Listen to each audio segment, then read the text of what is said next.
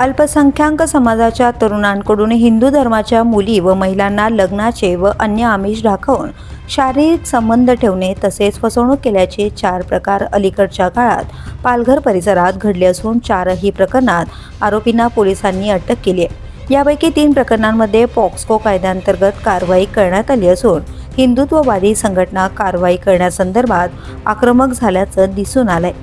केळवे परिसरात राहणाऱ्या एका 29 वर्षीय महिलेसोबत मंदिरामध्ये लग्नाचा बनाव करून अनेक महिलांशी संबंध असणाऱ्या एका पुरुषाने तिच्याशी शारीरिक संबंध ठेवले। शिवाय या महिलेकडून सुमारे 4.25 लाख रुपये घेऊन आर्थिक फसवणूक करण्यात आली असल्याची तक्रार 1.5 महिन्यापूर्वी करण्यात आली होती। या प्रकरणात आरोपीला पुण्यामधून पकडण्यात आले होते। गेल्या पंधरवड्यात पालघर येथील एका 17 वर्षीय तरुणीला लग्नाचे आमिष दाखवून बोईसर शिवाजीनगर येथील एका 24 वर्षीय तरुणाने पेटेगाव येथील एका हॉटेलमध्ये शारीरिक संबंध स्थापित केले। आपली मुलगी कोणाशी तरी प्रेम संबंधात अडकल्याचं समजल्यानंतर तिच्या आईने तिचे लग्न लावून देण्याची खोटी तयारी दर्शवली।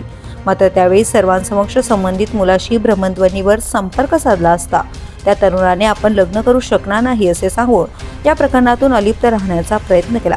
त्यावेळी विश्व हिंदू परिषदेच्या कार्यकर्त्यांच्या मार्फत पोलिसांना पाचारण करून संबंधित तरुणाला बोईसर MIDC पोलिसांनी ताब्यात घेतले।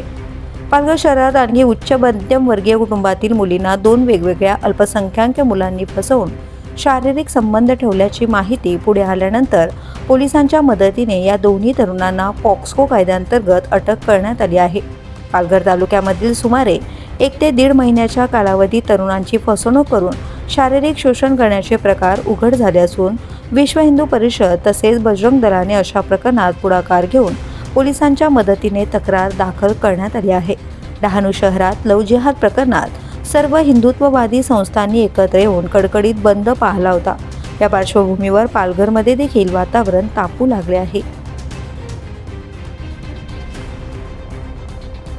द पोलीस न्यूजसाठी अशरफ खान, पालघर।